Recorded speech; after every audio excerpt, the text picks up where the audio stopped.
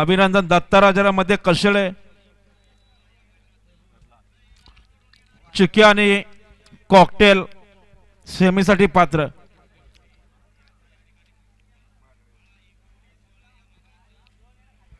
आणि चिक्या बैलाचे मालक दत्ताराजाला मध्ये कशळे यांच्याकडून समालोचन करताना 200 रुपयाचा बक्षीस धन्यवाद सुटला. 33 सुटला. 33 मध्ये सुंदर अशा गाड्या पळतायत. इकडे कांगारू पळतोय, इकडे सुंदर गाडी पळते, अतिशय सुंदर.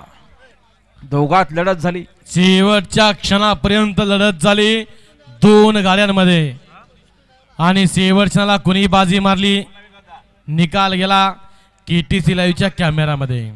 दत्ताराजाला मध्ये देऊन ड्रायव्हरला 1000चं बक्षीस मालकाकडनंच घ्या.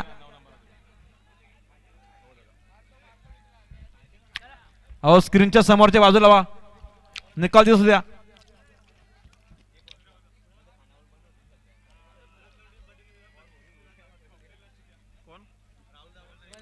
हा भरत शेठ लोंढे यांच्या वाढदिवसानिमित्तानं चिक्की आणि कॉकटेल गटपास झाल्याबद्दल आपलं हार्दिक अभिनंदन. दबंग दोस्ती ग्रुप मुलगाव बदलापूर यांच्याकडनं 200 रुपयाचं बक्षीस आपलं हार्दिक हार्दिक अभिनंदन.